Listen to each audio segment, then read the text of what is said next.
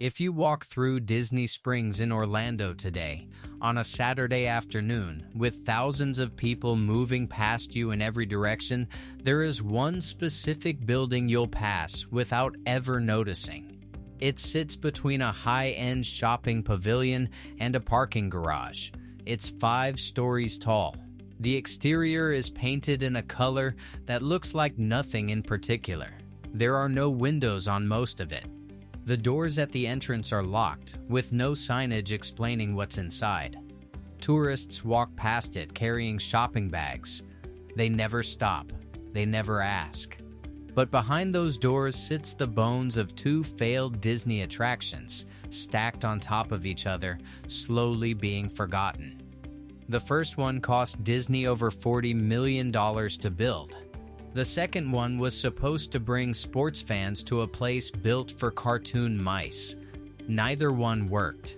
And today, in the middle of one of the busiest shopping districts in the world, that building just sits there.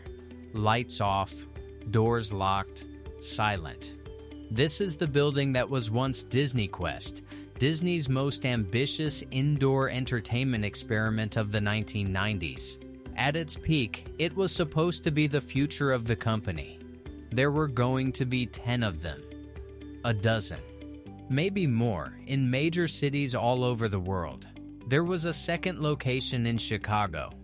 There were announcements for Philadelphia, Toronto, and Tokyo. None of them happened. The Chicago location closed in 2 years. The Orlando original limped along for almost 20 more, then closed in 2017, and has now been abandoned through 2 separate failed reinventions. So how does Disney, the company that runs the most successful theme parks on Earth, build something this big, this expensive, this confidently, and end up with a 5-story corpse sitting in the middle of Disney Springs?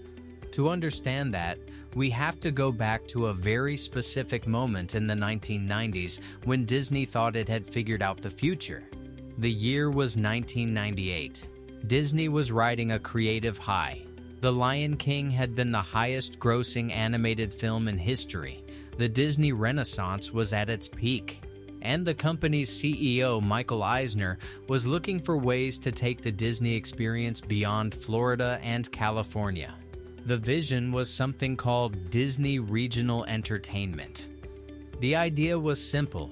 Most American families could not afford to fly to Walt Disney World every year, so Disney would bring miniature versions of itself to them. A walkable, indoor, urban Disney experience that any city could accept. The flagship product of that initiative was DisneyQuest. It opened on June 19, 1998 at Downtown Disney in Orlando in a brand new 5-story purpose-built building. Admission was $30 per person, all you can play. Inside, there were 5 themed zones spread across the floors. The Explore Zone had Cyberspace Mountain, where guests could design their own roller coaster on a computer and then ride it in a motion simulator. There was Aladdin's Magic Carpet Virtual Adventure, an early virtual reality flying experience. The Score Zone had a Marvel-themed Hercules in the underworld pinball-style attraction. The Create Zone had a CD-ROM-based animation studio. The Replay Zone was full of classic arcade machines, and the Wonderland Zone was themed entirely around Alice in Wonderland with interactive technology embedded in physical sets. For the late 1990s, this was genuinely cutting edge. Reviewers were impressed. Lines stretched out the door. Disney announced plans to roll out DisneyQuest locations to major cities across the United States within 5 years. The first crack came almost immediately.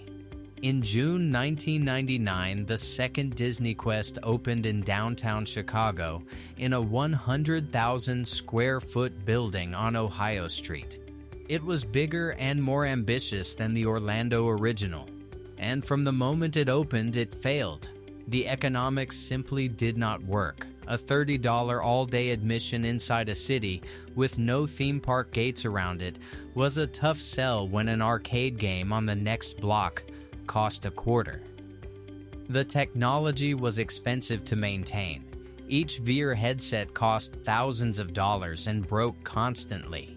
The simulators required full-time mechanical staff. The novelty of virtual reality in 1999 wore off faster than Disney expected. Visitors went once. They didn't come back. The Chicago location closed in September 2001, just over 2 years after it opened.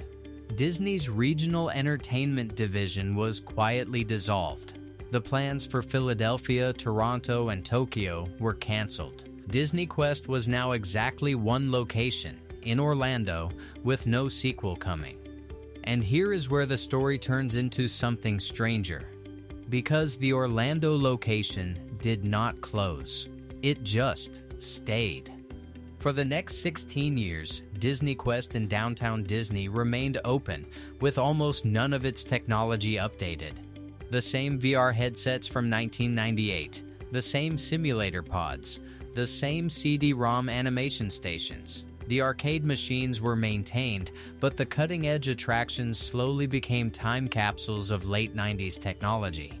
Reviewers in 2005 called it dated. Reviewers in 2010 called it tired. Reviewers in 2015 called it a relic.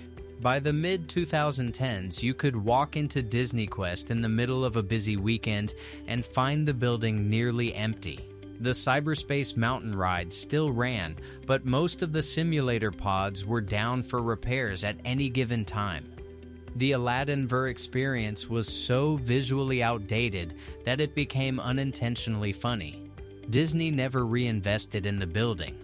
They never replaced the technology. They just kept the doors open and collected admission from the small number of guests who wandered in. And then in 2013, Disney announced a massive renovation of downtown Disney, rebranding the entire district as Disney Springs. The new vision was upscale dining and high-end retail. DisneyQuest, with its dated arcade aesthetic and crumbling VR rides, did not fit. On October 8, 2015, Disney announced DisneyQuest would close as part of the redevelopment. It officially shut its doors on July 3, 2017, but the building itself was not torn down. Disney announced a replacement. The 5-story structure would be converted into something called the NBA Experience, an interactive basketball-themed entertainment venue developed in partnership with the National Basketball Association. The pitch was that it would bring sports fans into Disney Springs and broaden the demographic. Construction took nearly 2 years. The NBA Experience opened on August 12, 2019, with significant fanfare. There were interactive shooting games, virtual reality basketball drills, a draft simulation, and themed zones for each NBA franchise. Reviews were mixed. Attendance was, almost from day one, disappointing. And then, just 7 months after opening, in March 2020, the COVID-19 pandemic forced Disney Springs to close. Most Disney Springs venues reopened by mid-2020. The NBA Experience never did. On September 30, 2020, Disney announced the NBA Experience would not reopen and was permanently closed.